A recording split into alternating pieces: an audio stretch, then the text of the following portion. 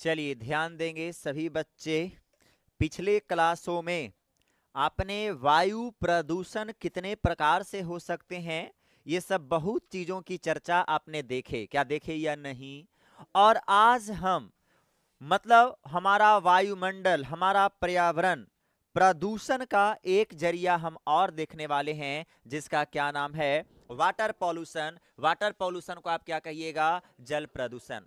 अब ये बोलने वाली बात है नहीं बच्चा कि जल प्रदूषण कैसे होता है, कैसे नहीं आप जानिएगा। हमारे घर से निकल रहे मल मूत्र कूड़े कचरे सब नाले के द्वारा बहते बहते जाते हैं और किसी नदी तालाब में गिर जाते हैं, तो उससे वह जल क्या होता है, प्रदूषित होता है। इतना तो नॉर्मल बातें आप बता सकते हो, लेकिन इससे आपका काम नहीं चलने वाला है। जल प्रदूषण का एक अलग प्रकार के डेफिनेशन आपको देने होंगे। जैसे कि आप देख सकते हैं एक बड़के को नाला का मुंह देखो तो खोल दिया है तालाब में, ये क्या जल को शुद्ध कर रहा है, क्या जल को क्या कर रहा है, प्रदूषित कर रहा है। ये देखो तो आपने जो कूड़े कचरे फेंके हैं उसका क्या नतीजा है, ये देखो तो ये क्या कुछ बोल रहे, कूड़े कचरे के नतीजे हैं। इधर देखो तो ये सब क्या हाल है, ये सब क्या है जी, जल प्रदूषण है। जल क्या है, प्रदूषण। लेकिन आप तो ऐसे अगर डेफिनेशन दोगे तो नंबर 5 के जगह 1 मिलेंगे कि जल में कूड़ा कचरा फेंक देना, पैखाना कर देना जल प्रदूषण है। ये आप डेफिनेशन नहीं दे सकते हैं। अच्छा डेफिनेशन एक आपका हम आपके सामने दे रहे हैं, तो याद रखना 2 डेफिनेशन देंगे, दोनों को समझिएगा अच्छे से। पहला डेफिनेशन याद रखना कि जब जल में कौची में, जल में कार्बनिक, जल में कौची बच्चे, कार्बनिक एंड अकार्बनिक, कार्बनिक एंड अकार्बनिक पदार्थ को मिला दिया जाता है, तब क्या होता है, तो जल की क्वालिटी में क्या आ जाती है, कमी आ जाती है, जिसे हम क्या कहते हैं, हमारा जल क्या हो गया, प्रदूषित हो गया। तो यदि जल में, ध्यान देंगे, जल में कार्बनिक पदार्थ, कार्बनिक का मतलब समझते हो ना बाबू, जिसमें कार्बन और किसका श्रृंखला मिले, हाइड्रोजन, जिसमें कार्बन और हाइड्रोजन का श्रृंखला मिले उस पदार्थ को क्या बोलोगे, कार्बनिक। जिसमें नहीं मिले उसे अकार्बनिक पदार्थ कहेंगे। तो हम कहे कि जब आप जल में कार्बनिक और अकार्बनिक पदार्थ दोनों मिलते हैं, तो इससे जल की गुणवत्ता, क्वालिटी में क्या आ जाती है, कमी आ जाती है, जिसे हम जल क्या कहते हैं, प्रदूषण कहते हैं। क्या कहते हैं, या एक डेफिनेशन और दे सकते हैं, जब कौची में, जल में, जब कौची में, जल में घुलनशील ऑक्सीजन, कैसा ऑक्सीजन, घुलनशील ऑक्सीजन की मात्रा में क्या आ जाए, कमी आ जाए, तब पर भी क्या है, जल प्रदूषित है। पहला कह सकते हैं, यदि जल में घुलनशील ऑक्सीजन, कौन ऑक्सीजन, यदि जल में घुलनशील ऑक्सीजन की मात्रा कम गई हो तो समझ जाना जल क्या हो गया है, प्रदूषित हो गया है। उसके बाद यदि जल में कार्बनिक और अकार्बनिक मात्रा को बढ़ने से अगर आपका जल की क्वालिटी गिर गई है, टीडीएस मात्रा खराब हो गया है उसका टीडीएस, तो समझ जाइएगा जल क्या हो गया जी, आपका क्वालिटी क्या हो गया, कम गया, मतलब प्रदूषित हो गया। अब कहिए कार्बनिक पदार्थ मतलब हम समझ नहीं रहे सर, तो हम बार बार आपको बता रहे हैं कि कार्बन और हाइड्रोजन का श्रृंखला। जैसे कि आप सोचिएगा, आलू मार्केट से खरीद के लाए, बैंगन खरीद के लाए, अरे सब्जियां खरीद के लाए, फूलगोभी खरीद के लाए, अरे लाए कि नहीं लाए, सब्जी तब्जी जब लाए तो उसका क्या सारा का सारा सब्जी बना देते हैं, क्या सारा कचौमर का बना कर सब्जी खा लेते हैं, नहीं, उससे कुछ क्या होते हैं, वेस्टेज चीजें के रूप में तोड़ तोड़ के क्या कर देते हैं, साइड कर देते हैं, छील छील के क्या कर देते हैं, अलग। तो उसमें क्या, उसमें हल्का सा मिठास होता है कि नहीं, ऐसे समझो मिठास है उसमें कि नहीं, चाटना कभी मीठा ऐसा लगता है कि नहीं। और पृथ्वी पर की वैसी सारी चीजें जो मीठा लगता है उसमें क्या है, कार्बोहाइड्रेट है, मतलब कार्बन हाइड्रोजन की क्या है, श्रृंखला है। अब उस छिलका को तुमने क्या किया, प्लास्टिक में डाला, प्लास्टिक में किसमें डाल दिया, अब प्लास्टिक क्या है, अकार्बनिक पदार्थ है कि नहीं है। अब तुमने कार्बनिक पदार्थ को अकार्बनिक में डाल दिए और ऐसे पकड़ के और पानी में डाल दिए, तो ये क्या हो गया, वायु प्रदूषित हो गया। और बाबू, अगर बाबू आपके घर में होगा, 4-5 को बाल बच्चा होगा, तो बाबू के पैखाना उखाना भी उसमें डाल दिए, तो पैखाना भी क्या है, कार्बनिक के पदार्थ है, अरे है कि नहीं है, उसमें भी कार्बन हाइड्रोजन का श्रृंखला मिलेगा, कभी चाट के देखना मीठा लगेगा तो वो भी क्या है, अरे कुछ ना कुछ मात्रा में कार्बन हाइड्रोजन की श्रृंखला मिलेगी कि नहीं मिलेगी, हम समझाने के मकसद से बोलते हैं। तो कार्बन हाइड्रोजन उसको भी तुम जल में फेंक रहे हो, तो उससे वायु क्या होंगे, प्रदूषित होंगे। अब कहोगे फेंकने से प्रदूषित कैसे हो जाता है सर, प्रदूषित कैसे हो जाता है, इसे फेंकने से किसकी कमी आ जाती है, ऑक्सीजन की, इसीलिए जिस जल में ऑक्सीजन की कमी आ जाएगी वह जल क्या हो जाता है, प्रदूषित। जैसे कि अब हम आपको समझाने के लिए एक छोटी सी बात बताते हैं, आपने आपने आपने आपने सभी घरों से प्लास्टिक में सब्जियों के छिलके सब क्या कर दिए, निकाल के पानी में, नाली में फेंक दिए। नाली में फेंक दिए, वो नाली जाके कहाँ गिरेगा, नदी में गिरेगा। तो सारे प्लास्टिक कूड़े कचरे में आपके क्या है जी, दो चीज मिलेंगे, एक कार्बनिक पदार्थ मिलेंगे और क्या मिलेंगे, अकार्बनिक पदार्थ। और दोनों के तुमने कहाँ डाल दिया, तालाब में। कहाँ डाल दिया, तालाब में। अब देखो दिक्कत कहाँ होगा, अब तुमने यहां पर डाल दिया, अब कहोगे क्या डाल दिए सर, तो कहोगे यहां पर आपने डाला कार्बनिक पदार्थ। क्या डाल दिए, कार्बनिक मटेरियल। और दूसरा आपने क्या डाल दिया, अकार्बनिक मटेरियल। अकार्बनिक मटेरियल, दो चीजें आपने डाल दिए बाबू। कार्बनिक पदार्थ का मतलब हो गया, क्या बोलोगे, जिसमें कार्बन हाइड्रोजन की श्रृंखला मिलती है। अर्थात हम कहो ना कार्बनिक पदार्थ, जेकरा में चलो हम समझाने के लिए बोल देते हैं, इसमें कार्बन हाइड्रोजन का श्रृंखला का मतलब क्या हो गया, ग्लूकोज मिलेगा हल्का मात्रा में। अरे मिलेगा ना। अब बताओ, इसमें ये डाल दिया मटेरियल, उसके बाद कार्बनिक मटेरियल का ये हम बताए हैं। उसके बाद इसमें और क्या पाया जा रहा है बच्चा, मछली। अरे इसमें जल में और क्या पाया जा रहा है, सूक्ष्म जीव। और क्या पाए जा रहे हैं, ऑक्सीजन। अरे पाए जा रहे हैं। अब आप बताइए, अगर यह सूक्ष्म जीव इसका अपघटन करना चाहेगा, तो इस सूक्ष्म जीव को किसकी आवश्यकता पड़ेगी, ऑक्सीजन का। अरे पड़ेगा कि नहीं पड़ेगा, क्योंकि हम सभी लोग जानते हैं, जब हम लोग भोजन खाते हैं तो भोजन को लेने से उस खाना का पाचन होता है। उससे जो ग्लूकोज, प्रोटीन, मिनरल्स उस भोजन में होते हैं, सारे के सारे कहाँ चले जाते हैं, ब्लड में। अरे जाते हैं, और ब्लड के माध्यम से शरीर के सभी कोशिकाओं में क्या पहुंच गया, शरीर के सभी सेल में क्या पहुंच गया बाबू, बोलो। तो आप कहोगे सर ग्लूकोज पहुंच गया। अरे पहुंचा कि नहीं पहुंचा। उसके बाद हमने अब क्या किया, श्वसन किए, तो फेफड़ा में क्या गया, वायु में क्या गया, ऑक्सीजन। अब बताओ, यह ऑक्सीजन अब ब्लड के माध्यम से कहां चला जाएगा, सेल में। अरे जाएगा कि नहीं जाएगा, तो अब सेल में क्या चला गया, ऑक्सीजन। कहां चला गया, ऑक्सीजन। अब बताओ, ये सारा प्रक्रिया किसमें हो रहा है, सेल के अंदर। अब ये क्या होगा, ग्लूकोज टूटेगा। अरे टूटेगा तो क्या बनेगा, कार्बन डाइऑक्साइड, जल बनेंगे, और क्या बनेंगे, ऊर्जा। कार्बन डाइऑक्साइड, जल, क्या बनेगा, ऊर्जा। अब बताओ, यह ऊर्जा, ये घटना कहां हो रहा है, कोशिका के अंदर।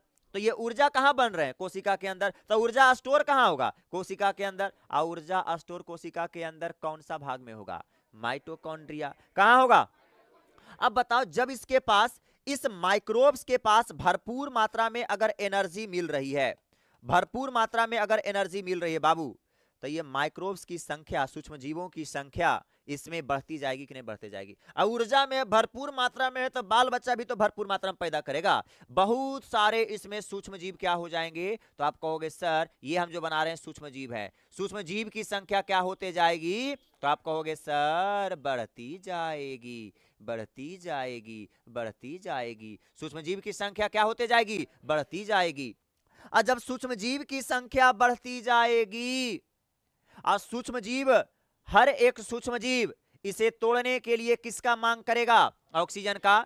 तो एक समय ऐसा आएगा कि इसमें ऑक्सीजन की क्या आ जाएगी, कमी आएगी। अरे आएगी कि नहीं आएगी। और जब ऑक्सीजन की कमी आ जाएगी, तो यह पानी अब काला जैसा होने लगेगा, काला जैसा होने लगेगा। और पानी क्या हो जाएगा, प्रदूषित हो जाएगा, उसमें स्मेल आने लगेंगे, बदबू आने लगेंगे, गमकने लगेंगे। तो हम समझ जाएंगे मेरा पानी क्या हो चुका है, प्रदूषित हो चुका है।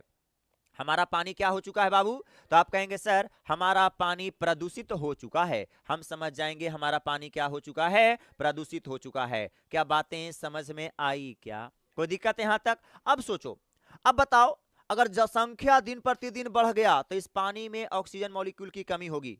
तो ये बताओ, ये सूक्ष्म जीव भोजन तो भरपूर मात्रा में कूड़ा कचरा फेंकिए रहे हैं, लेकिन ऑक्सीजन जब नहीं है, तो ये नहीं कहेगा, हल्ला बोलेगा, ऑक्सीजन चाहिए, ऑक्सीजन चाहिए, हमें ऑक्सीजन चाहिए, इंसाफ चाहिए, इंसाफ चाहिए। मतलब कहने का मतलब सर, यह सूक्ष्म जीव ऑक्सीजन का क्या करेगा, डिमांड करेगा। ऑक्सीजन का क्या करेगा, डिमांड करेगा। और यह ऑक्सीजन का डिमांड क्या कहलाएगा, बीओडी कहलाएगा। यह ऑक्सीजन का डिमांड क्या कहलाएगा, नहीं दिख रहा है, यह ऑक्सीजन का डिमांड क्या कहलाएगा, तो आप कहोगे सर यह ऑक्सीजन का डिमांड बीओडी कहलाएगा। ओह इहो नहीं दिखे। यह ऑक्सीजन का डिमांड क्या कहलाएगा, तो आप कहोगे सर बीओडी कहलाएगा। हाँ ठीक, यह ऑक्सीजन का डिमांड क्या कहलाएगा, बीओडी कहलाएगा।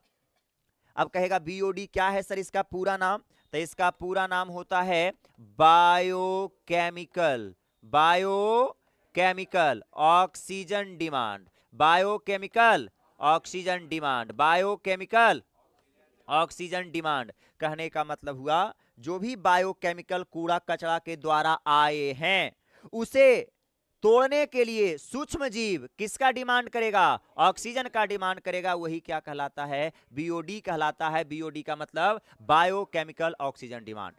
तो आपसे पूछता है ये सवाल बहुत इंपॉर्टेंट है बीओडी के बारे में, बीओडी से आप क्या समझते हैं, तो आप डायरेक्ट कहिएगा बीओडी से हम क्या समझते हैं ये बताना है। तो आप कहिएगा जब किसी जल में कार्बनिक पदार्थ को तोड़ने के लिए, कार्बनिक पदार्थ ना, कार्बनिक पदार्थ को तोड़ने के लिए सूक्ष्म जीव जितना ऑक्सीजन का डिमांड करेगा वह क्या कहलाएगा, बायोकेमिकल ऑक्सीजन डिमांड, बायोकेमिकल। अब एक बात हमें बताइएगा, यदि मानिए यह तालाब ऑक्सीजन की डिमांड ज्यादा कर रहा है, इसका मतलब यह तालाब प्रदूषित ज्यादा है कि कम है, ज्यादा है, ज्यादा है प्रदूषित, कार्बन मतलब कार्बनिक पदार्थ ज्यादा है इसमें और उसे अपघटन करने के लिए ज्यादा मात्रा में ऑक्सीजन चाहिए। इसका मतलब कह सकते हैं कि सर यहां पर यदि ऑक्सीजन का डिमांड यहां पर नहीं दिया जाएगा तो और दिक्कत हो जाएगा, ऑक्सीजन को डिमांड अगर पूरा भी करेंगे तब वो क्या होगा, दिक्कतें होगा।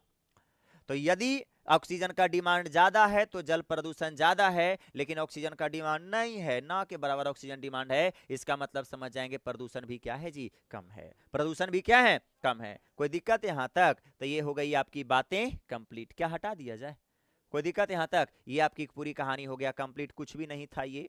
जल प्रदूषण कैसे हुआ, हमने कूड़ा कचरा लाया प्लास्टिक में, प्लास्टिक हो गया अकार्बनिक पदार्थ, उसमें फिर हमने सब्जी तब्जी लन फन डाले थे, बच्चा का खाना पैखाना लन फन डाले और जाके कूड़ा पानी में डाल दिए, तो उसमें कार्बनिक पदार्थ है अकार्बनिक पदार्थ, अकार्बनिक पदार्थ तो अब घट में होबे करेगा बाबू, तो ज्यों के त्यों रहेगा, समझ रहा है। अब कार्बनिक पदार्थ जो है, कार्बनिक पदार्थ को मेरे लिए वो खराब चीज है लेकिन किसी जीवों के लिए वो क्या बन गया, भोजन। अब ये क्या करेगा भाई साहब, इस ग्लूकोज को जिस कार्बनिक पदार्थ में है और उसे तोड़ने के लिए ऑक्सीजन, इस जल में जितना ऑक्सीजन होगा उस ऑक्सीजन की मदद से इस ग्लूकोज को क्या करेगा, तोड़ेगा, और तोड़ेगा ये अपनी संख्या क्या कर देगा, सूक्ष्मजीव बढ़ा देगा। जब सूक्ष्मजीव अपनी संख्या भारी मात्रा में जब बढ़ा देगा बाबू, तो एक समय ऐसा आएंगे कि इस जल में ऑक्सीजन लेते लेते ऑक्सीजन की क्या हो जाएगी, कमी हो जाएगी, फिर कहेगा हमें ऑक्सीजन चाहिए, तो जो ऑक्सीजन की डिमांड करेगा वो क्या कहलाएगा, बीओडी। और ऑक्सीजन की जब कमी हो जाएगी तो यह पानी काला हो जाएंगे, अर्थात पानी क्या हो जाएंगे, प्रदूषित हो जाएंगे। कोई दिक्कत, ये हो गई बातें, कहानी समाप्त हो गया। अब आइए वही चीज यहाँ पर लिखा हुआ है, सूक्ष्म जीव में अगर माइक्रोब्स की मदद से कार्बनिक मटेरियल को डिकम्पोज करने के लिए ऑक्सीजन डिमांड क्या कहलाता है, बायोकेमिकल ऑक्सीजन डिमांड। अगर बढ़ रहा है तो वाटर पॉल्यूशन अधिक है, अगर कम रहा है तो वाटर पॉल्यूशन कम है। उसके बाद इसका मतलब क्या हुआ, 1/2 डिजोल्व ऑक्सीजन, मतलब 1/2 डिजोल्व ऑक्सीजन, जो घुलनशील ऑक्सीजन होगा वह समानुपाती होगा किसका, बीओडू का। इसका मतलब कहने का मतलब हुआ बाबू, ये समझना ये रिएक्शन को, यदि बीओडी बढ़ रहा है, ऑक्सीजन की डिमांड बढ़ रही है, इसका मतलब कार्बनिक पदार्थ भी बढ़िए रहे होंगे, ओकरा में कार्बनिक पदार्थ भी क्या हो रहा होगा, बढ़िए रहा होगा। अगर बीओडी बढ़ रहा है तो कार्बनिक पदार्थ भी क्या हो रहा होगा, सर बढ़ रहा होगा। और इसमें बताइएगा ऑक्सीजन डिजोल्व क्या हो रहे होंगे, कम रहे होंगे, अरे घट रहे होंगे कि नहीं घट रहे होंगे, तो बताओ 1/2 dissolve oxygen inversely directly inversely proportional to क्या हो जाएगा, बीओडी, फिर डायरेक्टली प्रोपोर्शनल टू क्या हो जाएगा, कार्बनिक पदार्थ। इसका मतलब कह रहा है कि बीओडी यदि बढ़ेगा तो कार्बनिक पदार्थ भी क्या होंगे, बढ़ेंगे। ऑक्सीजन का डिमांड तभी ना बढ़ेगा बाबू जब वहां पर भोजन है, कार्बनिक पदार्थ रहेगा तो बीओडी का मान बढ़ेगा, और जब बीओडी का मान बढ़ेगा बाबू इसका मतलब उसमें डिजोल्व ऑक्सीजन की क्या होने लगेगी, कमी होने लगेगी। तो 1/2 dissolve oxygen inversely proportional to BOD directly proportional to कार्बनिक मैटर। ये रिएक्शन को याद रखना, क्लियर। ये आया जल प्रदूषण का एक रिएक्शन। अब सर ये जल प्रदूषित हो रहा है, इसको क्या किया जाए, जल प्रदूषित हो रहा है इसे क्या किया जाए, तो इसे भारत सरकार ने सन 1974 ईस्वी को, अरे जिस प्रकार से वायु प्रदूषण को रोकने के लिए उन्होंने वायु प्रदूषण निरोध एवं नियंत्रण नियम लाए थे, और उसी प्रकार से भारत सरकार ने देखा कि बाप रे बाप, ऐसे तो समस्याएं हो रही है, कूड़ा कचरा को नली जाला में फेंक फेंक के पानी को क्या कर रहा है, प्रदूषित कर रहा है, ऐसे में तो दिक्कत समस्याएं हो जाएगी। तो भारत सरकार ने सन 1974 ईस्वी में जल प्रदूषण निरोध एवं नियंत्रण क्या लाया, अधिनियम लाए। जल प्रदूषण नियंत्रण एवं निरोध अधिनियम लाया गया, भारत सरकार के द्वारा लाया गया। और ऐसा नहीं कि कूड़ा कचरा से ही वायु प्रदूषण होता है, जल प्रदूषण होता है। वाटर हाइसिंथ जलकुंभी के पौधे से भी जल का क्या होता है, प्रदूषण होता है। ये जो पौधे आपको दिख रहे हैं, ये किसका पौधा है, जलकुंभी, वाटर हाइसिंथ।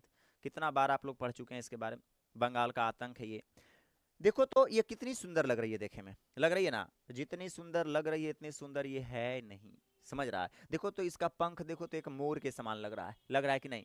तो इसे सुंदरता के लिए अपने देशों में लाया गया था, हमारे देशों में लाया गया था, परंतु ये इतना भयानक तरीके से तालाब में डालने पर इतना भयानक तरीके से फैला कि ये पानी में मौजूद ऑक्सीजन को क्या कर लिया, अवशोषित कर लिया।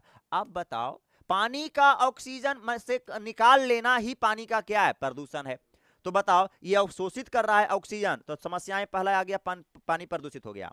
दूसरा समस्या क्या आ गया, उसमें बहुत सारा जीव जंतु रह रहा है, उसको भी ऑक्सीजन की जरूरत है, वो भी फटफटा के मर जाएगा। सूक्ष्म जीव है, वो भी एकदम टाम टूम करेगा, साला ये कौन आ गया रे भयानक रूप में, रही तो पूरा ऑक्सीजन में के चूस ले है, तो पता चलेगा ये मोर पंख भाई सब आए हैं। समझ रहा है, जिसको क्या बोलेंगे, वाटर हाइसिंथ, बोले तो जलकुंभी के पौधे। तो जल प्रदूषण आपके इसके द्वारा भी होता है।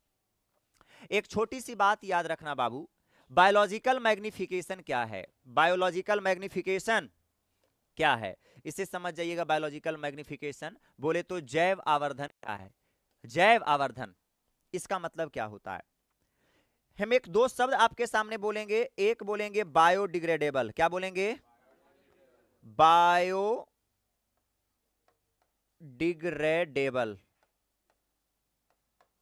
इसका मतलब हो जाएगा जैव निम्नीकरण, क्या बोलेंगे, हटाया रहा, जैव निम्नीकरण।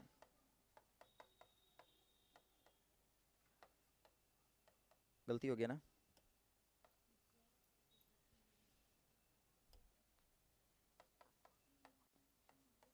जैव निम्नीकरण, क्या हो गया, जैव निम्नीकरण। बायोडिग्रेडेबल का मतलब क्या हो गया, जैव निम्नीकरण, और नॉन बायोडिग्रेडेबल का मतलब क्या हो गया, अजैव निम्नीकरण। क्या हो गया, अजैव। क्या हुआ समझना जरा, जब किसी पदार्थों को अगर जीवों के द्वारा उसे डिग्रेडेबल कर दिया जाए, अपघटन कर दिया जाए, तो उसे आप समझ जाना, उसे आप क्या कहोगे, बायोडिग्रेडेबल। उसे क्या कहोगे, बायोडिग्रेडेबल। यदि कोई पदार्थों को जीवों के द्वारा निम्नीकरण, तोड़ दिया जाए, तो वो है बायोडिग्रेडेबल। लेकिन अगर टूट नहीं पाए तो वो क्या कहलाएगा, नॉन बायोडिग्रेडेबल। क्या कहलाएगा, नॉन बायोडिग्रेडेबल कहलाएगा। और नॉन बायोडिग्रेडेबल का एक उदाहरण है डीडीटी। ये क्या है, डीडीटी। अगर डीडीटी हमारे शरीर में है, तो यह डीडीटी जो होता है हमारे शरीर में यदि रहेगा, तो इसका अपघटन नहीं होता है, टूटता नहीं है, हमारे शरीर से तोड़ नहीं सकता है। तो ये बताओ, बायोडिग्रेडेबल है कि नॉन बायोडिग्रेडेबल है। डीडीटी एक नॉन बायोडिग्रेडेबल पदार्थ हैं, जिसे हम तोड़ हमारा शरीर नहीं सकता है, जीव के द्वारा निम्नीकरण नहीं हो सकता है। तो ये कहता है, जैव आवर्धन हम पढ़ रहे हैं, तो जब कोई भी खाद्य श्रृंखला में, कौन श्रृंखला में, खाद्य श्रृंखला का मतलब समझते हैं ना, इकोसिस्टम में यदि कोई परितंत्र में एक जीव दूसरा जीव को खाता है, तो उसे ही क्या कहा जाता है, उसे ही कहा जाता है खाद्य श्रृंखला। अरे कहा जाता है कि नहीं, जैसे कि घास को खाया बकरी, बकरी को खाए हम, हमरा खा गया शेर, तो यह क्या बन रहा है, खाद्य श्रृंखला। अरे बन रहा है कि नहीं बन रहा है, तो कहा जाता है। जैसे कि मानिए हम यहाँ पर लिख दिए, घास था, ये क्या था, घास। घास को किसने खा लिया बताए, बकरी। बकरी को किसने खाया, शेर। किसने, सॉरी चलो अपना लाओ पहले, मानव। इतना जल्दी शेर का एंट्री नहीं मारो। मानव को कौन खा लिया, शेर। कौन खा लिया, शेर।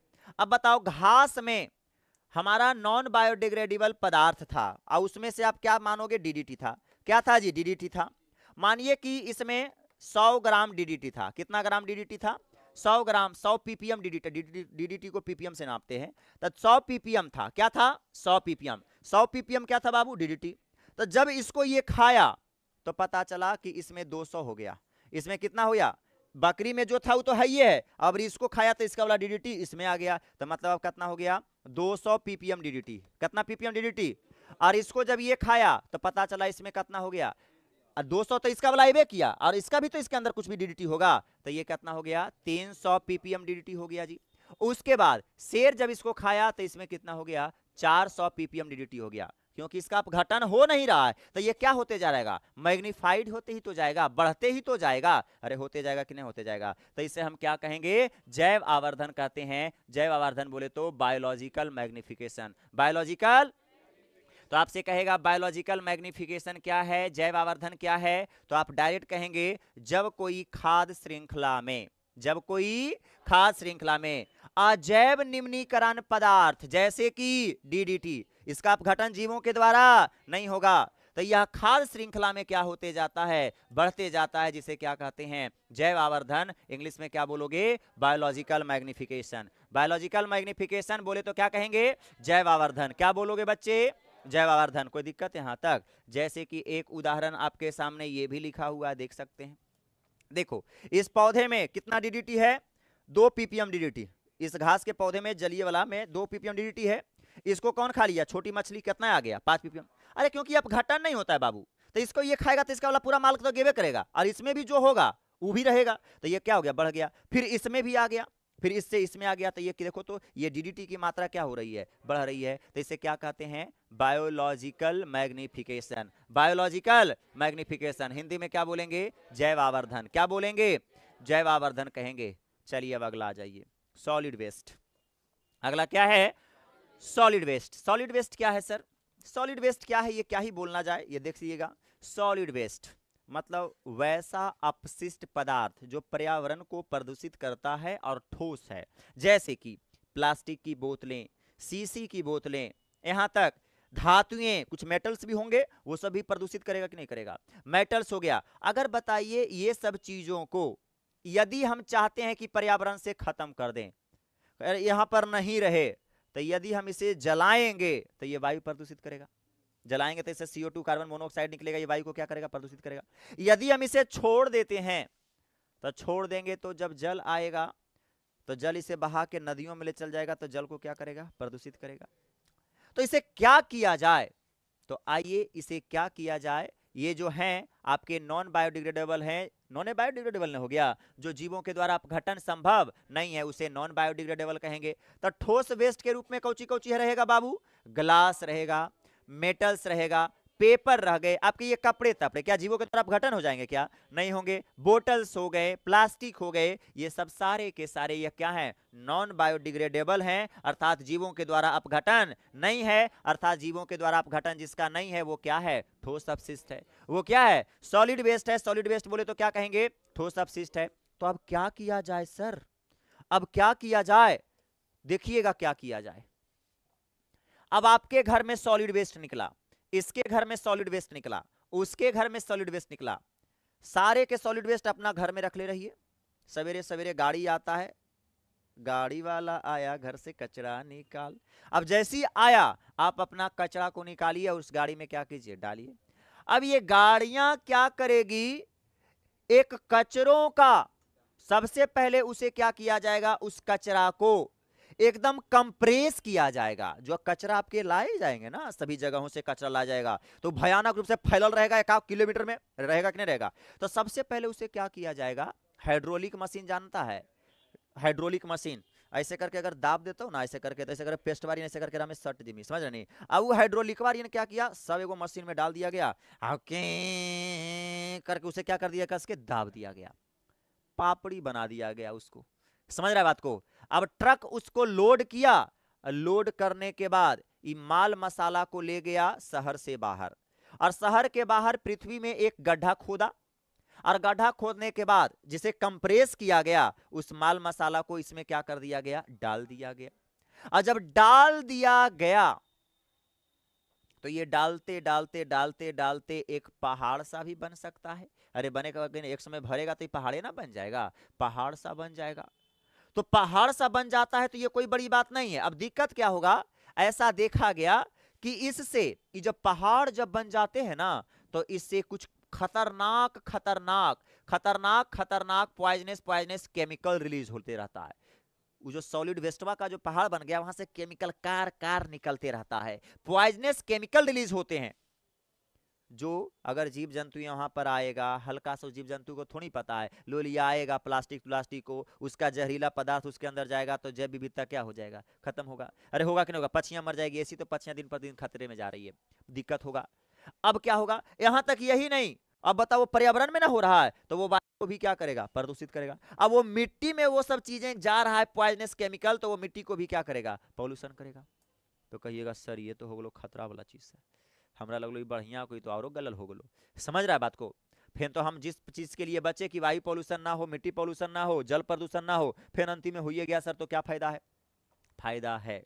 लेकिन जब इसका इस्तेमाल छोटे शहरों में, छोटे जगह में, गांव घर में किया जाए तब, बड़े बड़े स्तर पर आप करेंगे तो ये संभव नहीं है। बड़े बड़े स्तर पर अगर किए जाएंगे तो तरीका आपको क्या करना होगा, बदलना होगा।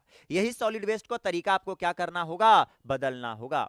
और एक छोटी सी बात हम आपको बता देते हैं, तो यही जो ठोस अपशिष्ट सभी के घरों से आए और उसे हमने क्या किया, कंप्रेस किया, कंप्रेस बोले तो कंपैक्ट किया, कंपैक्टेशन किया, बोले तो संहनन किया, यह प्रक्रिया क्या कहलाया, और करके जो गड्ढा में आप डाले ना मिट्टी के, यह प्रक्रिया क्या कहलाया, सैनिटरी लैंडफिल्स। क्या कहलाया, सैनिटरी लैंडफिल्स। आप याद रखना, आपसे पूछता है सैनिटरी लैंडफिल से आप क्या समझते हैं, तो सैनिटरी लैंडफिल्स यह वायुमंडल में प्रदूषण रोकने की ऐसी तकनीक है जिसमें ठोस पदार्थों को, ठोस वेस्ट को क्या किया जाता है, सबसे पहले कंप्रेस्ड किया जाता है, और कंप्रेस्ड करके मिट्टी में क्या कर दिया जाता है, दबा दिया जाता है, जिससे जिस प्रक्रिया को हम क्या कहते हैं, सैनिटरी लैंडफिल्स कहते हैं। क्या ये 100% वायु के लिए सभी जगह पर कार्यरत हैं क्या, नहीं है, क्या नहीं। भारी मात्रा में जहां पर सॉलिड वेस्ट उत्पन्न होगा वहां पर यह कार्यरत होगा, नहीं होगा सर। क्यों नहीं होगा, क्योंकि यह इस प्रकार के जो आप पहाड़ बनाओगे इससे केमिकल का रिसाव होगा। देखो ना कार केमिकल का क्या हो रहा है, रिसाव हो रहा है कि नहीं हो रहा है, अरे दिख रहा है, केमिकल का कार क्या होता है, रिसाव होता है, जो पर्यावरण को, वायु को प्रदूषित करेगा, जल को प्रदूषित करेगा, बहुत चीज को प्रदूषित कर सकता है। तो ये तो भाई अच्छा तकनीक नहीं है, लेकिन आप रियल में गांव घर में छोटे मोटे वेस्ट के रूप में आप इसे कर सकते हैं। जहां तहां कूड़ा कचरा पूरा भयानक रूप से फैला है उसे दबा के आप इतना कर सकते हैं, तो ये तो अच्छा चीज है। लेकिन बड़े स्तर पर ये अच्छा चीजें नहीं हुआ, तो बड़े स्तर पर किए क्या जाएंगे भाई साहब, तो बड़े स्तर पर किए जाएंगे गीला कचरा किसके लिए, ब्लू में डालिए, सूखा कचरा हरा में डालिए, प्लास्टिक इसे में डालिए। और इस प्रकार के आप देखे हैं जगहों पर, अरे रहते हैं, बात अलग है, बिहार में अगर हमारे दुआरी पर रखता है तो हम ढुका लेते हैं भीतर में और हमें चावल रखते हैं, अलग चीज है, पानी रखते हैं। लेकिन ये वाला जनरली रहता है, यहाँ आपको नहीं मिलता है रोडवा पर कहीं जी, नहीं है जनरली मिलता है, इसको उठा कर चक्का गाड़ी लगल रहता है। गांव वाला के पता चलो कि अगर गांव से अगर कोई लो देखल को, अच्छा चक्का गाड़ी लगल है रे, ये तो धान ढोए में काम आ जितो, ले लो ऐसे घिसिए ले चल गलो, मोटरसाइकिल पर पीछे बैठ लो घिसिए ले चल गलो। अब गांव में चल रहा से कचरा आप धोबे तो कि में पानी रखे तो अब के जान रहा आप, समझ रहा है। लेकिन ये वाला होते हैं, हॉस्पिटल में मिल जाएंगे आपको, ये सब जगहों पर आपको देखने को मिलते हैं, स्कूल में, हॉस्पिटल में। चलिए, तो अब ये करता क्या है सर, तो देखिए अब इसमें क्या किया जाएगा, तो इसका एक ही उपाय है बाबू, मानव को क्या होना होगा, संवेदनशीलता। सॉलिड वेस्ट से बचने के लिए मानव को क्या होना होगा, अपने आप को समझना होगा, पर्यावरण को अपनी माँ के जैसा प्यार करना होगा कि तुम मेरी माँ हो। जिस प्रकार से हम अपनी माँ की सुरक्षा करते हैं और सभी चीज़ों से बचाते हैं, उस प्रकार से पर्यावरण को भी क्या करेंगे, बचाएंगे। मतलब मानव को खुद क्या करना होगा, संवेदनशील रहना होगा। तब ही सॉलिड वेस्ट से कुछ मात्रा में प्रदूषण जो फैल रहे हैं उससे क्या किया जा सकता है, बचाया जा सकता है। समझ रहा है। हम लोग क्या करते हैं, ऐसे पानी पी लियो रोडवे पर फेंक दिलियो, ऐसे कुछ किए, कुछ भी कांड करें, प्लास्टिक लिए खैलियो, भूंजा फूटा प्लास्टिक पर फेंक दिलियो रोडवे पर। जनरली हम लोग में, बिहारियों में एक गुण होता है, काहे कि पुलिस प्रशासन भी हम लोग पर ध्यान उतना नहीं देता है इस सब के मामले में, इसीलिए हम लोग करते हैं छूटे हम, ऐसी कैसे प्लास्टिक फेंकिया, पीछे से एक छोटा चुतड़िए पर लगा दे, देखिए एकदम दूसरा दिन देखिए भूला जाए कि नहीं प्लास्टिक के पॉकेट में रख ले चला हुई कि नहीं। लेकिन कोई मतलब नहीं, वो मना कुछ ही करेगा, वो तो खुदे वैसे कर रहा है, तो मना क्या करेगा, चलनिया दूसर के बढ़निया के हैं कि तोर जरल हो, तो नहीं देख रहे कि तोरम छेद हो। समझ रहा है बात को। अरे वही ना दूस सकता है जो अपने आप में अच्छा हो। आप भी खुद वैसा काम कर रहे हैं तो आप पब्लिक को कैसे रोक सकते हैं किसी चीजों को करने से।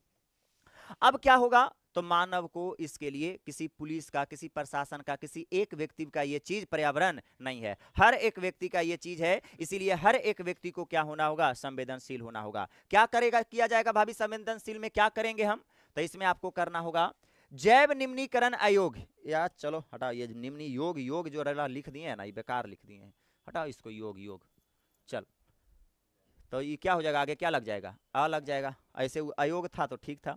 बायोडिग्रेडेबल मतलब वैसा जैसे कूड़ा कचरा आप निकालते हैं तो सारे के सारे चीज उसमें बायोडिग्रेडेबल होते हैं क्या, सब के सब उसमें जीव के द्वारा अपघटन किया जा सकता है कचरा का, सारे के सारे जीव। कुछ अजैव निम्नीकरण भी होते हैं और कुछ ऐसा चीज होता है जिसे पुनः उसे प्राप्त किया जा सकता है, रिसाइकलिंग किया जा सकता है, नहीं होता है क्या।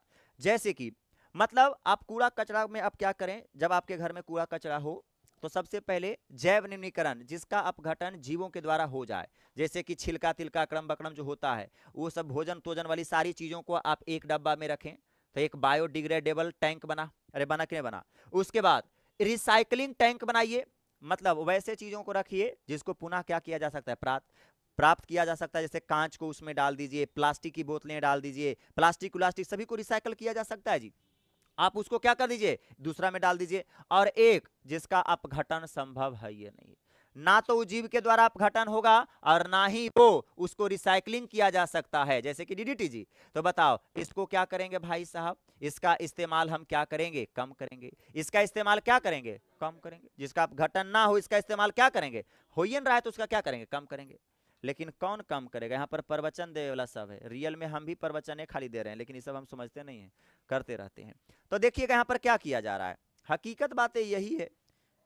बिहार शरीफ में जो हथवा में प्लास्टिक ले ले रहता और जे कह रहा है ना कि बिहार में प्लास्टिक बैन होना चाहिए, और सब्जी खरीदल जीतो ना एक प्लास्टिक पर मार दो ना, मजबूत हो जीते तो टूट जीते बीच रास्ता में तो दिक्कत हो जीते। एगो तो है ही और पूरा इन्हें कह लो कि प्लास्टिक को बंद होना चाहिए, भाई वायु प्रदूषित हो रहा है, एक प्लास्टिक आप मांग रहा है। तब पब्लिक को इससे आप नहीं रोक सकते हैं। यदि किसी चीजों पर संपूर्ण तरीके से बैन लगाना हो तो कंपनी को क्या कर दीजिए, सील्ड कर दीजिए। बनाने वाला पब्लिक के पास आएगा ही नहीं, प्रयोग करेगा नहीं, तो आधा अधूरा काम करते हैं और कहते हैं कि हम बड़ी अच्छा काम किए, मतलब दैयो खुश और दैवो खुश और अरुओ खुश और मेहरुओ खुश, समझ रहा है, मतलब वही बात ना हुआ, सब खुश रहो। और हम अंतिम में हम ये भी कह दिए कि देखो हमने बंद कराया था ना, जगह पर बंद कराए थे, जहां से बंद करना चाहिए वहां ना बंद होना चाहिए जी, है यहाँ पर से अब जहां नहीं बंद करना चाहिए वो ठेला वाला कहिएगा अरे प्लास्टिक नहीं बेचो, अरे भाई साहब जो बना रहा है उसको रोकिए ना पहले, उसके बाद देखो कैसे बैन हो जाता है तुरंत। कई बार बिहार में हुआ है कि नहीं भाई साहब अब नहीं मिलता प्लास्टिक में, कई बार तो हम 1 रुपया 2 रुपया दे के प्लास्टिक में उज्जर रील देता था पहले, और उसमें लाए हैं सब्जी, लेकिन 2 दिन तक 3 दिन तक चलता था, समझ रहा है, बस फिर खत्म हो जाता है। अब आज के समय तो खुलेआम चल रहा है। तो देखिए आप जैसे कि कूड़ा कचरा लाए, कूड़ा कचरा सब क्या कर दिया यहाँ पर फेंक दिए, बेचारे एक वर्कर आए, देखिए साला कौन छोटा ऐसे करके फेंका है, सब खाना पैखाना सब एक फेंक दिया है। अभी क्या किए, जो चीज को पुनः प्राप्त किया जा सकता है, डब्बा डुब्बी अकरम बकरम लुंडी सूत्री को रिसाइकलिंग में डाल दिए। उसके बाद देखिए अच्छा जीव के द्वारा अपघटन होगा, वो सारे खान पीने वाली चीजों को क्या कर दिए, ऑर्गेनिक कंपाउंड में डाल दिए, और जिसका नहीं हो सकता उसे किस में डाल दिए, जनरल डब्बा में डाल दिए। अब इसका अपघटन हो सकता है क्या, नहीं, तो कम से कम अब तो छोटा तो बना, अरे हुआ ना छोटा, बट गया कि नहीं बट गया। अब इसे क्या करेंगे, कॉम्पैक्ट करेंगे, पहले इतना कॉम्पैक्ट करे पड़ रहा था, अब इतना कॉम्पैक्ट करेंगे, करेंगे कि नहीं करेंगे, अब कॉम्पैक्ट करेंगे। अब पहला नंबर उपयोग भी कम करना है और कॉम्पैक्ट करेंगे, उसके बाद रखेंगे तो कुछ ना कुछ इससे क्या मिलेगी, फायदा मिलेगी, और हमारा प्रदूषण कुछ क्या होंगे, कम होंगे, जो सॉलिड वेस्ट से हो रहे हैं। बात समझ में आई। तो ये सारी बातें हो गई, और इसी को लेकर हमारे एक केस स्टडी है, बेंगलोर में केस का अध्ययन, एगो चीज देखा गया है, उसके बारे में थोड़ा सा जान जाइएगा। बेंगलोर की कहानी है। बेंगलोर में अगर बात किया जाए तो एक अच्छे व्यक्ति हैं अहमद खान। कौन वैज्ञानिक व्यक्ति हैं, अहमद खान। कितने वर्ष के हैं, 57 साल के। ये लगभग 20 सालों से क्या बना रहे हैं, प्लास्टिक की बोरियां। क्या बना रहे हैं, प्लास्टिक की बोरियां।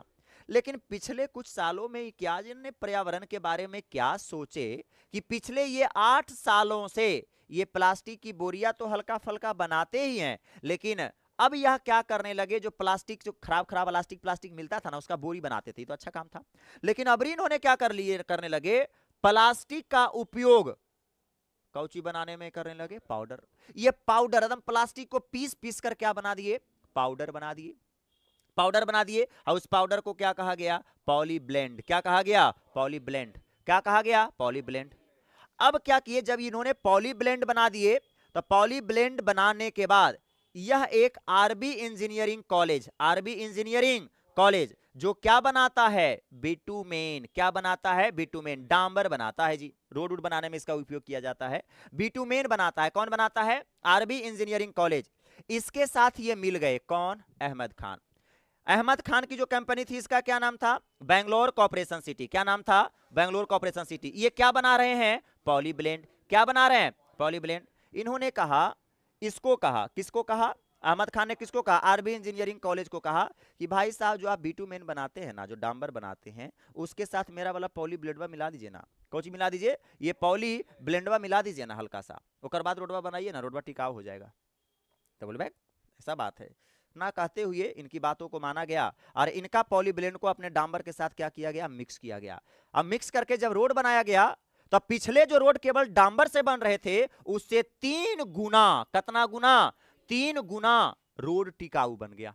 अब कहिए कैसे टिकाऊ बन गया। ज्यादातर रोड जो खराब होते हैं किसके कारण, पानी के कारण होते हैं कि नहीं, पानी उनी पड़ा तब पते नहीं चलो। बिहार में तो और ऐसा रोड बनता हो ना कि अगर कस के 3 दिन बारिश हो गलो तो रोडवा घसक के से हो जाए पते नहीं चलो कि अच्छा ये जो पर रोड हल है, ऐसा हाल हो जाता है। तो इन्होंने जब ये पॉली ब्लेंड मिक्स किया तो एक क्या का बना, प्लास्टिक का। प्लास्टिक पानी को अवशोषित करेगा क्या, करेगा जी, नहीं करेगा। तो जब मिक्स किया गया था, जैसे पानी एरा पर पड़ रहा था तो पानी पड़ने से वो अवशोषित नहीं कर पा रहा था, तो जिधर से पानी टकरा रहा था उधर से क्या कर रहा था, बाहर आता कि भाई साहब इधर नहीं आइए, आपको अवशोषित हम नहीं कर सकते हैं। तो रोड का क्या हो गया, टिकाऊ बन गया। अरे बना कि नहीं बना, 3 गुना ज्यादा क्या हो गया, टिकाऊ हो गया पहले की मुताबिक।